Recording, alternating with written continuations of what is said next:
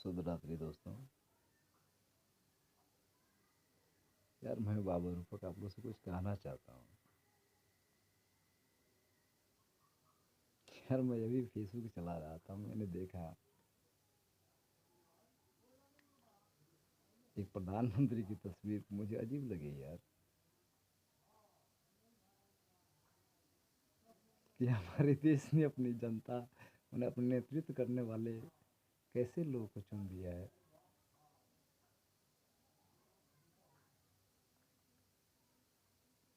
मुझे उसकी फ़ोटो, मतलब मोदी जी की फ़ोटो देखकर मुझे अजीब लगी कि यार जनता ने कैसा अपना जनप्रतिनिधि चुन लिया है। एक प्रधानमंत्री को वहीं गिरवानी चाहिए।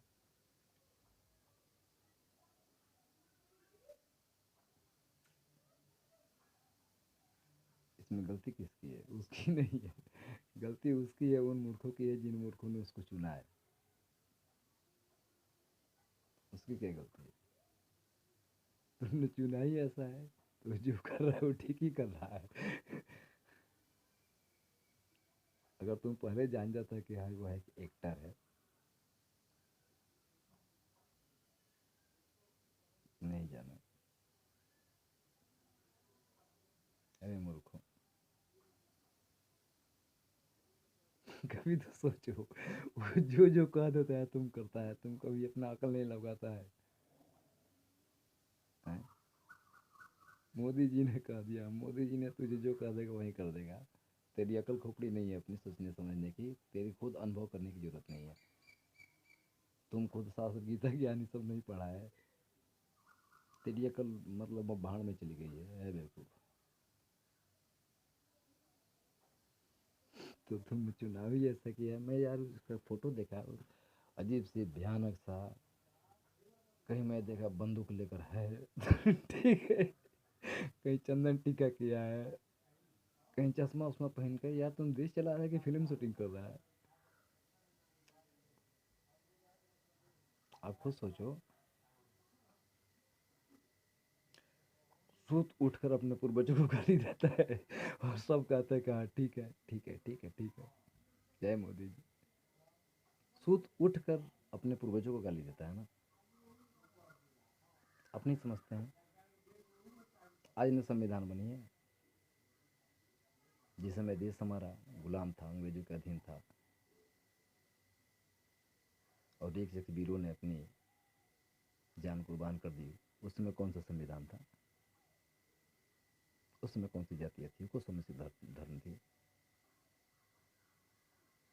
मेरी तो इच्छा है कि एक टाइम भी कम से कम हमारे देश के नौजवानों के हाथ में, पढ़े लिखों के हाथ में चाहिए। ये बेहुदा वो सूत उठ कर रोज रोज सूत उठ कर, नेहरू ने क्या किया, कांग्रेस ने क्या किया, एक ने क्या किया। अरे तेरे बाप ने कुछ नहीं किया, तूने क्या किया ये ना बता। तेरे बाप ने कुछ नहीं किया, ठीक है, तू क्या किया? हम्म? तू इसका मजाक इतना नहीं करना चाहिए मुझे, लेकिन मैं अभी इसका एक तस्वीर देखा तो मुझे अजीब से लगी। मैं बोला यार ये कैसा बंदा है ये, कि हमारे देश के लोगों ने कैसे व्यक्तियों को चुनाव कर दिया है। हम्म? कैसे लोगों की चुनाव होती है हिंदुस्तान में अपने यहाँ। अरे इंडिया हमारी डेमोक्रेसी कंट्री है यार, ये प्रजातंत्र है। कहा गया है कि मतलब we should not fundamental right, we should human right. हमें मौलिक अधिकार की जरूरत नहीं है, हम मानव के अधिकार की जरूरी है यार। हमारी मौलिक अधिकार है, ठीक है। India is democracy country, I like India is largest country, India is मतलब एग्रीकल्चर कंट्री।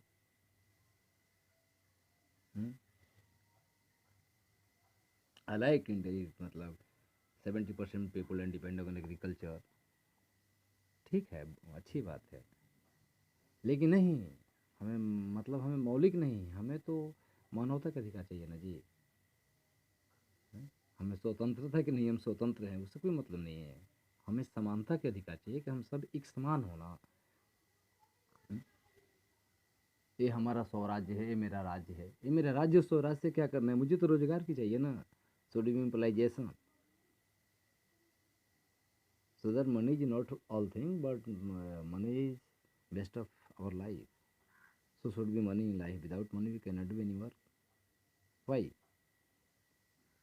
तो वही चीज़ें मैं देख रहा था यार, फेसबुक चला रहा था, मैं बोला कि यार ये कैसे लोगों ने अपने देश के मतलब ये प्रधानमंत्री को चुनाव कर दिया, कैसे मूर्खों ने, और आज चिल्ला रहे हैं। ठीक है, दिखाता है कि मैंने राम मंदिर बनवा दिया, 370 बनवा दिया, क्या क्या किया, एनआरसी किया। ठीक है, ठीक है, कुछ मान लो मैं देखिए देश में ठीक है कुछ गलतियाँ थी, तो सब लोग से ज़्यादा पढ़ा लिखा था, तो गया होशियार क्या, सब कुछ सत्यव्र था, अच्छा था, अच्छी बात है। तो इसका मतलब क्या हो गया कि हम उसी के नाम पर पब्लिक का शोषण करते रहेंगे, उसी के झंडा फहराते रहेंगे। हमारे समाज परिवार में लोग रहते हैं, घर परिवार चलाते हैं, है कि नहीं। तो कभी कथा कह दिए, कोई विवाह कर दिए, कोई शादी कर दिए, कोई श्राद्ध कह दिए, तो उसकी सज़ा परिवार वालों को देते रहेंगे कि मैंने किया है। ठीक है, किया यार, तेरे सामने आया किया, लेकिन और लोगों को जीने का तो सारा उपाय ही चलिए, सारे कर खर खाने। आ जाइए, हम गांव में हैं, पहले मुंबई में रहता था, ये प्रदीप सरकार के यहाँ मैं कुछ दिन काम किया, जो मर्दानी पिक्चर वगैरह सब कुछ बनाया है उन लोगों ने, चाहे एडवर्टाइज वगैरह बहुत अच्छे अच्छे एडवर्टाइज बनाते हैं, इंडिया का सबसे नंबर 1 कंपनी भी एडवर्टाइज की। वहाँ पर काफ़ी दोस्त लोग भी मुझे मिले, मैंने वहाँ पर भी रह के बहुत सारी वहीं से मेरी कुछ परिस्थितियाँ भी खराब हुई, यही मोदी जी थे, ये क्या किए, ठीक है नहीं, ठीक है। तो उसमें मैं देखा है, जब ये नोटबंदी किया, तो नोटबंदी करने के पीरियड में मैं मुंबई में ही था, मेरे पास 2,000 रुपये की नोट थी यार, मैं उसमें से 500 रुपया बैटा देकर भी खुला कराना चाहा तो मुझे नहीं, मतलब नसीब हुआ, 2 दिन पे मैं भूखे रह गया। एक अपने यूपी बिहार के कहीं के थे, उनके यहाँ होटल में मैं जाकर उधार खाना खाता था, कि मैं सोचा कि 2,000 का नोट कब खुला होगा कि मैं उसको पैसे दूंगा। ये मुसीबत ने मुझे झेला दिया, क्या सबको झेलाया, ठीक है, रोजी रोजगार बंद हो गया। आज नौजवानों को इसने बोला कि हमें 2 करोड़ रोजगार, ठीक है, अच्छी बात है ना, सर्विस तो, बट रोजगार तो चाहिए, कोई ना कोई तो बेच तो चाहिए, देश में तुम हो तो पूछा किससे जाएगा। 2 करोड़ रोजगार दूंगा, लेकिन ये रोजगार को कौन पूछे, बच्चों को शिक्षा ही सीख लिया, मैं मतलब छीन लिया। आप जानते हैं कि नहीं कि बच्चे की मतलब भविष्य में शिक्षा ही बहुत बड़ी चीज़ है। आज देश को चलाने के लिए, आज आपका मेडिकल चाहे कुछ भी, आज आप कोरोना का ही टेस्ट ले रहे हैं, कुछ भी कर रहे हैं, कोई भी एक्सपेरिमेंट कर रहे हैं, जो भी कर रहे हैं, तो आप पढ़े लिखे हैं तभी तो कर रहे हैं जी। तो ये 5-6 साल में पढ़ कर के आए हैं कि पहले से पढ़ते आए, कहता है कि ये कांग्रेस ने कुछ नहीं किया, ये नहीं किया, अरे बेहुदा, कैसा लोगों को मूर्ख बनाता है, लोगों को कहता है हाँ ठीक है ठीक है, कुछ नहीं किया। अरे बेहुदा, तुम्हारे पूर्वज जो भी नौकरी कर रहे हैं, तुम्हारे बाबा जो पढ़ करके सर्विस में गए हैं, क्या अभी 6 साल में गए, क्या कहिए, लोगों ने खुद अपना ही चुनाव ऐसे किया है, लेकिन नहीं, ऐसा नहीं होना चाहिए। देखिए कहा गया कि यार दोस्तों, कभी भी अराजकता की आग जो है ना, वह गरीबों की बस्ती से ही सुलगती है, और वह अराजकता की अंत तक जाती है। इसलिए गरीब होना गुनाह नहीं है, गरीबों के साथ गुनाह करना गुनाह है, समझे कि नहीं। मैं मानता हूँ इस चीज़ को। आज बच्चे की शिक्षा दीक्षा सब बंद है, सब बच्चों के पास ऑनलाइन पढ़ने की क्षमता नहीं ना जी, हर किसी के पास 2 वक्त की रोटियां नहीं है। आ जाइए ग्रामीण इलाकों में, मैं भी मुंबई से जब आया तो यहाँ पर लॉकडाउन में पिछले साल से मैं फंसा हूँ यहाँ पर, एक छोटा मोटा मैं भी संस्था चलाता हूँ, किसी जीवन यापन तो चलेगा, मैं बोला चल घर पे रहता हूँ तो कहाँ जाऊँ। तो मैं देख रहा हूँ ग्रामीण इलाकों में कुछ बहुत सारे ऐसे शिक्षक हैं जिनके परिवार जो है 2,000 4,000 1,000 ही लोग ट्यूशन वगैरह पढ़ा के, स्कूलों में पढ़ा करके, कोचिंग इंस्टीट्यूट चला कर अपने घर परिवार चलाते हैं।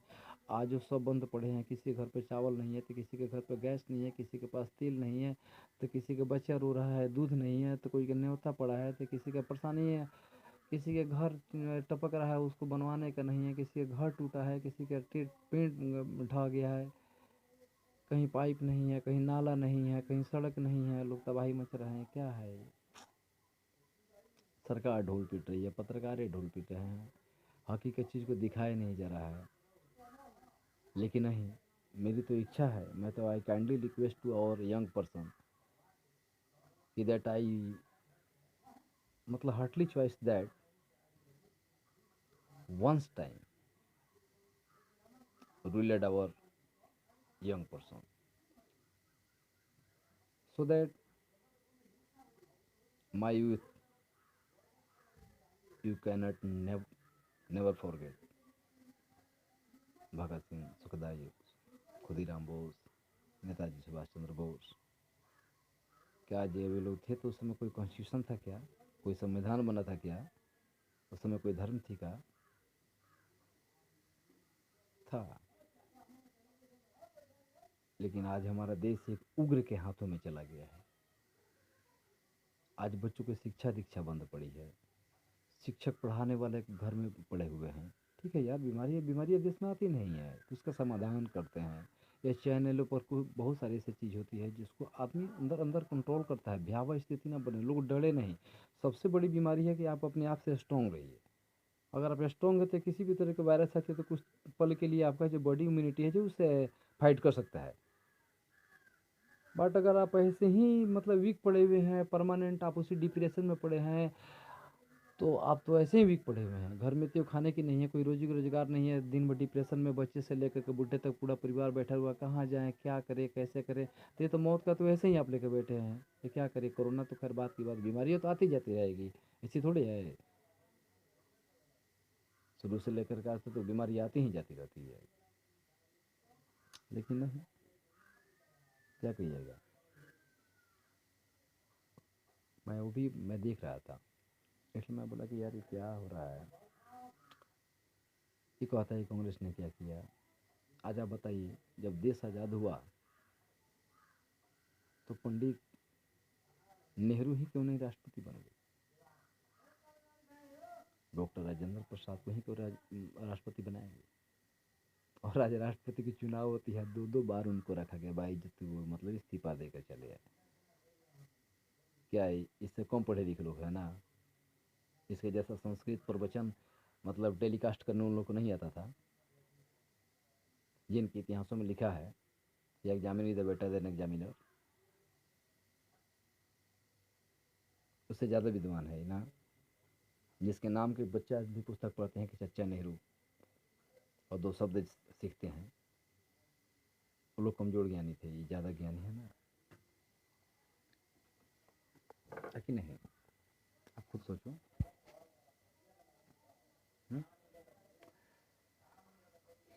देखिए, आदमी को राह से भटकाना, गुमराह करना,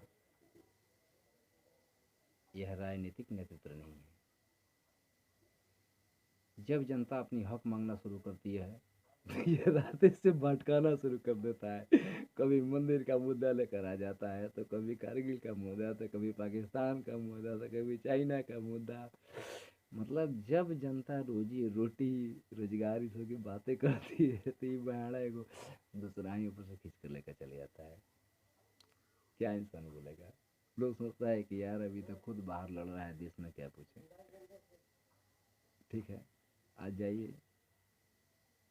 मैं एक बार पिछले साल ही लग रहा हूँ,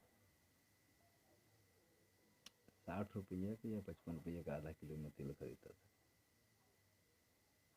और 100 रुपये का आधा किलो दे रहे हैं।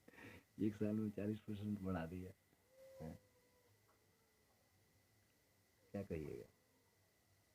ये सब बात है, बहुत सारी चीज़ है, ये हमेशा उठ उठ कर, लेकिन इंसान कहाँ जाएगा। मैं ही गांव में रहता हूँ, ठीक है, कुछ दिन हो गया, साल डेढ़ साल से मैं गांव में रह रहा हूँ। बिहार में कहते हैं नीतीश कुमार की शराब बंद है।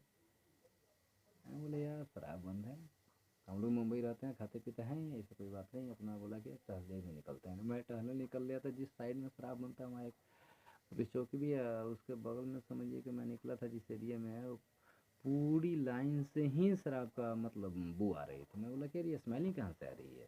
तो मेरे साथ एक लड़का था, बोला कि यहाँ पे वाइन मिलता है। मैं बोला यार, तो कहता वाइन तो बंद है। तो नहीं नहीं, यहाँ तो घर घर मिलता है, ये तो नेपाल की जैसा हो गया है। जो किराना दुकान में ही 10 को पाउच रखा हुआ रहता है। अच्छा, अजीब बात है। मैं बोला ये सब भी झूठ मूठ के ही पत्रकार सभी या वाट वाट ये सब। फिर मैं रियल गांव में रह के देख ही लिया।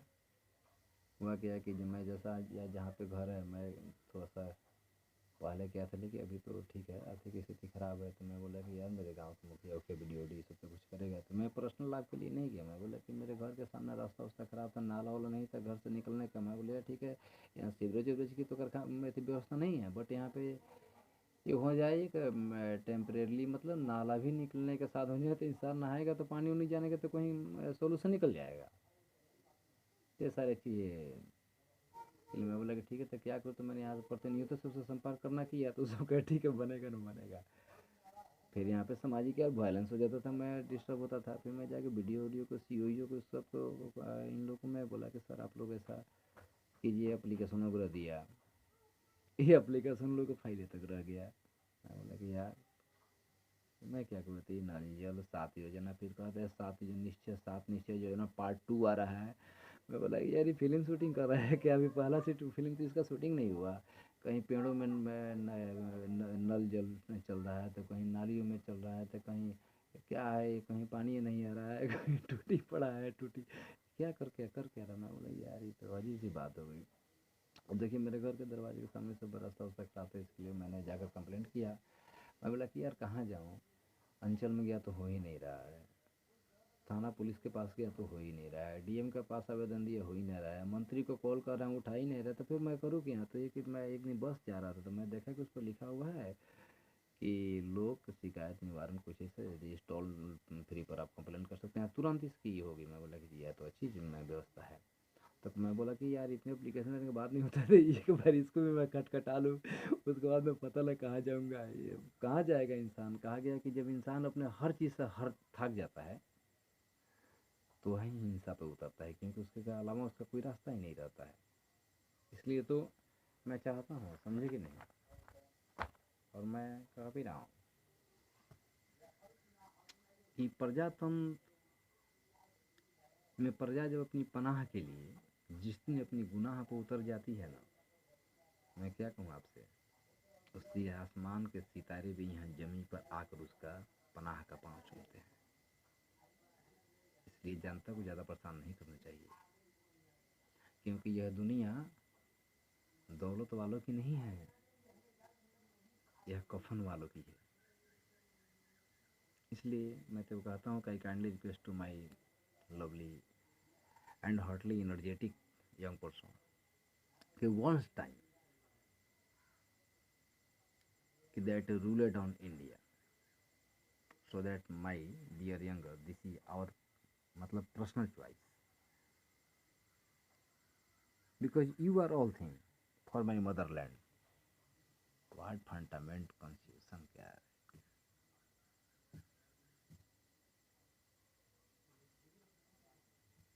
you cannot forget never Bhagat Singh, Rajguru, Subhash Chandra Bose,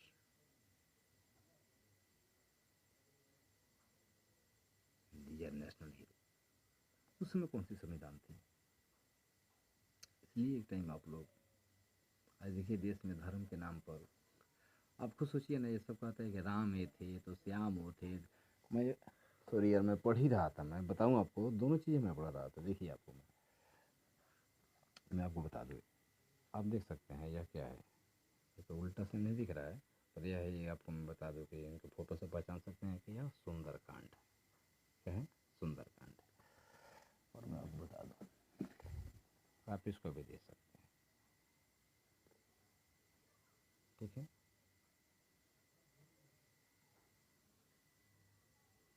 ये समझिए कि ये कुरान शरीफ है, ठीक है। इस दोनों चीज़ों को मैं पढ़ रहा था।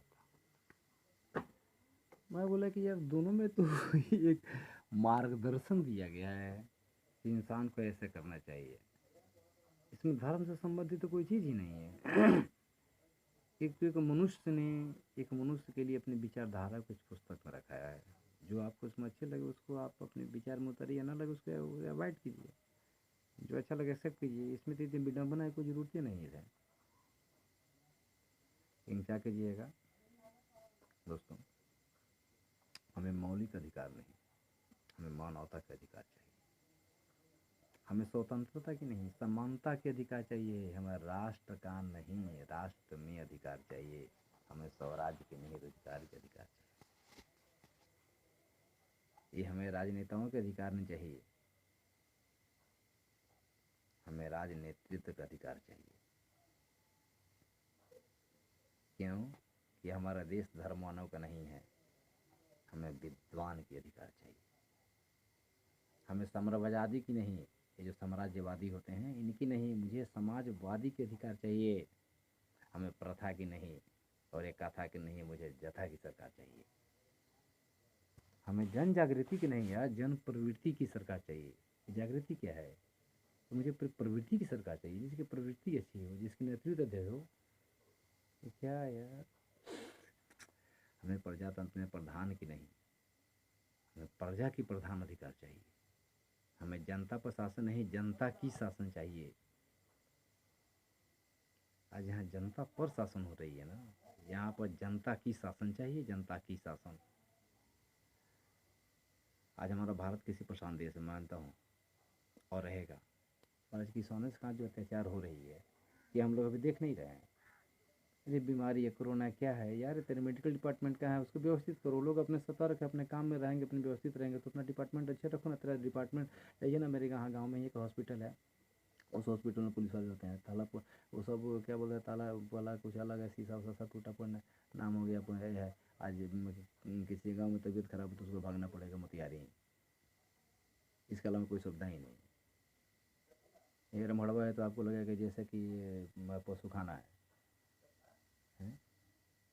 कोई हॉस्पिटल है ही नहीं। तो फिर क्या कहेंगे, झूठ मूठ की न्यूज़ दिखा कर, पेपर दिखा कर, एक वेंटिलेटर भेज दिया तो एक गैस सिलेंडर भेज दिया तो एक ऑक्सीजन सिलेंडर भेज दिया तो एक जन योजना भेज दी, एक किसान के पैसे क्या भेज दिया।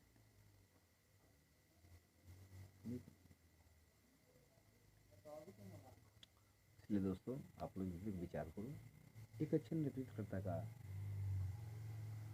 अपने देश में तो ऐसे भी तो चुनाव करते हैं ना जो खूब बोलता है। अब बताइए, इसने भगवान तक को भी नाच दिया, बोला हर हर मोदी, सारा कोई कहता है हर हर महादेव, यानी कि अपने आप को महादेव ही समझ गया। बोलिए इसके जैसा असुर कोई है? ये सब इस युग का असुर ही है। चाहे आपका जोगी हुआ, चाहे आपका मोदी हुआ, चाहे आपका क्या नाम है इसका, अरे अमित शाह, ये सब इस युग के डेविल हैं ये, और इनकी भी संख्या है। इसमें अच्छे आदमी परेशान हो रहा है, अच्छे आदमी जितने परेशान होंगे इनकी प्रभाव तीव्र है, एक दिन इसके प्रभाव कम होगी, फिर अच्छे का शासन आएगा। ऐसे थोड़े कैसे रहेगा, एक न एक दिन लोग को होगा सुधार, ऐसी कोई बात नहीं है।